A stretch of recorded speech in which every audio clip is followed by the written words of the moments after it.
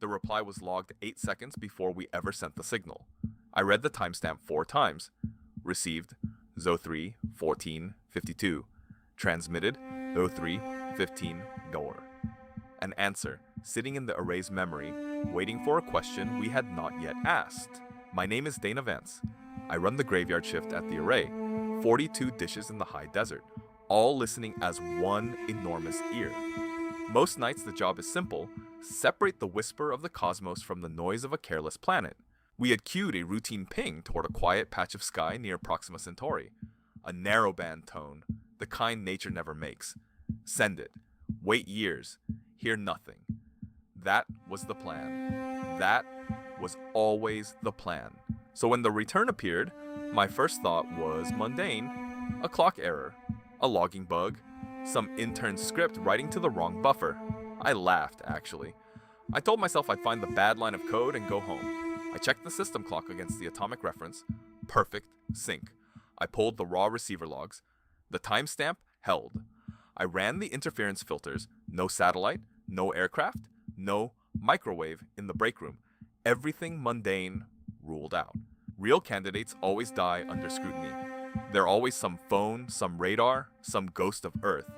So I reobserved. I pointed the whole array back at that coordinate, and the signal was still there. Patient, narrow, humming. It survived every test. That's when the cold settled in. Proxima is over 4 light years away. An honest reply takes 8.5 years, round trip. Not 8 seconds. And certainly not 8 seconds before the question left the transmitter. I called Reyes, our lead. I called the network engineer. By 4 in the morning, 3 of us stood around my monitor, saying nothing because there was nothing sane to say. An effect, recorded before its cause. Reyes broke the silence. Decode it, he said. If something answered, let's hear what it said. So we ran the payload through the pipeline, expecting a tone, a number, a prime. Expecting math. We did not get math. The waveform resolved into an image, and the image was a page. Handwriting. Loose, hurried, human handwriting, scrawled diagonally across the frame as if written in a rush. Not a code. A note. Addressed to us. 3 lines. The first read, Dana, don't send it yet. The second, check the timestamp before you argue with it. The third was just a name and a date, signed at the bottom like any memo. I felt my pulse in my teeth. The signature was E. Corliss. None of us knew an E. Corliss. Reyes searched the staff directory. Nothing. He searched the applicant pool, the grant lists, every roster the institute had. Nothing anywhere. A phantom author. The network engineer had gone quiet, phone in hand. She turned the screen to us. A birth registry, a public record. Elena Corliss, a hospital in Ohio. Date of birth, 14 months from tonight. The author of our message had not yet been born. Nobody spoke. The hum of the servers felt suddenly loud. A message in the hand of a woman who did not exist yet, telling me not to send a signal. A signal she could only know about if I had sent it. The loop closed around us like a hand, and then I understood the horror of my position. The transmit command was still armed, scheduled for 03:15. Wire. The reply told me not to send, but the reply only existed because somewhere I had.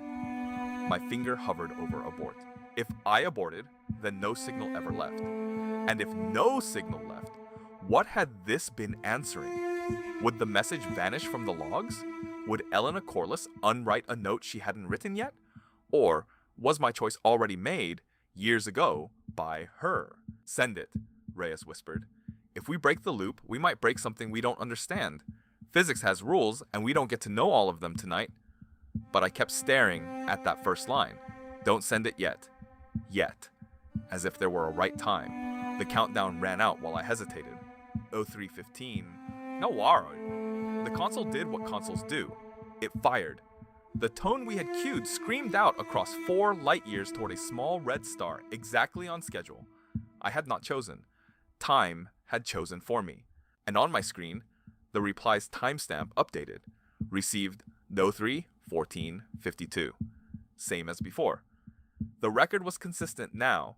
The answer still 8 seconds early, but no longer impossible in the same way. The loop had simply always been closed.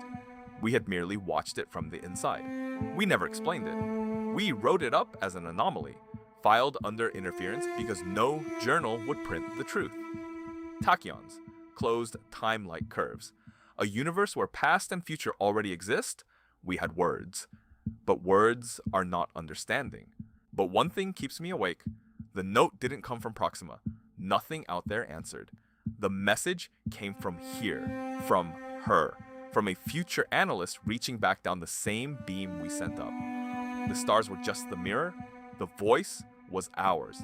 Elena Corliss was born on the date the registry promised. I know because I checked.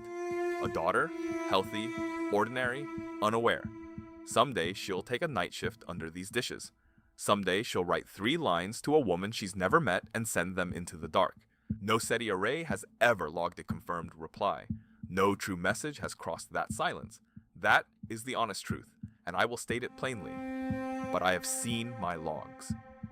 And every night, out in the cold high desert, the dishes keep listening. So here is what I leave you with. If the future can answer before you speak, then some of your choices were never yours to make. And somewhere ahead, a hand you haven't grown yet is already writing back. Don't send it yet, but you always do.